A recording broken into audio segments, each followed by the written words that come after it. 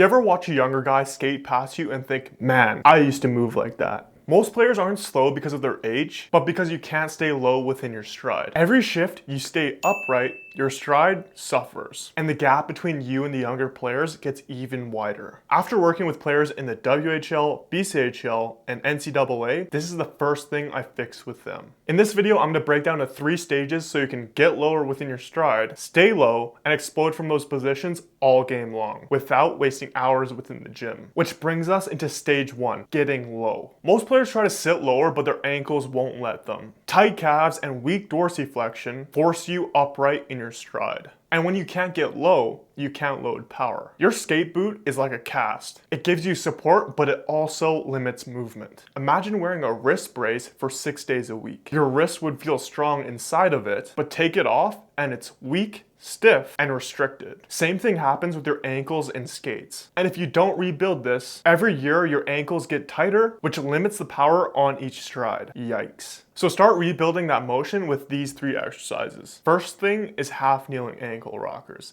Setting up in a half kneeling position up against a wall, focusing on keeping your heel planted to the floor and your knee driving over your toe. A good benchmark is around 4 inches from your big toe to the wall. Therefore, this isn't limiting your stride. Next thing is heel to toe walks. You're gonna set up walking and you're gonna start with all of the pressure on your heel, slowly going up to your toe and pausing at the top. Working on dynamic ankle mobility and strength so you have more control through your ankle. And lastly is single leg calf raises. Actually adding load to that dynamic movement. Because mobility and stretching mean nothing if you don't have strength to actually keep that mobility. You can do these drills before training or games. This way you can actually sit lower and have a deeper stride. But even if you can get low, this means nothing if you can't stay low. Moving into stage 2, staying low through postural endurance. You can't skate low for long if your legs can't tolerate that position. And you don't need to hammer the weights to fix this. You need endurance in hockey specific angles. Growing up, I was a super upright skater. I kept getting told to bend my knees, which didn't fix anything. What I didn't realize is I lacked strength within those deeper ranges to get a lower skating stride. This alone dramatically increased my stride power. And here's how I did it. Focusing on different isometric holds, like split squats and lateral squats. You can start off with 30 seconds per leg and I'd work your way up to a minute. Then once that's easy, start adding load to the movement. Because what we're building here are your tendons, and tendons love load. By holding this deep position for longer, not only will you stay lower within your stride, you'll leak less energy within each push. This builds bulletproof tolerance in your stride so you can skate faster. And if you're watching this and thinking, this is exactly what I've been missing, this is what I fixed with my online coaching. If you want me to break down your stride and build the exact training plan around your schedule, hit the link below and apply for our coaching. Let's get into stage 3, exploding from deep positions. When players do power work like jumps, they often over rely on the spring, loading and exploding with momentum rather than pure strength. When we take out that bounce, or the stretch shortening cycle, your muscles can't cheat. You have to create all that power just from your muscles. This makes you stronger when pushing on the ice from those deep angles. To improve this, start incorporating drills like angel jumps, seated box jumps, and step ups. Each of these exercises force your hip to generate the power so you can explode from deeper positions on the ice. Just from doing these, my clients see results like this. When you can get low, stay low, and explode from those positions, your speed doesn't just come back, it shows up every shift. That's exactly what happens for my guys that run through this system. Because you don't need another season of feeling behind, fix it now while the gains come fast. And if you're wanting a blueprint to building a weekly training schedule, check out this video.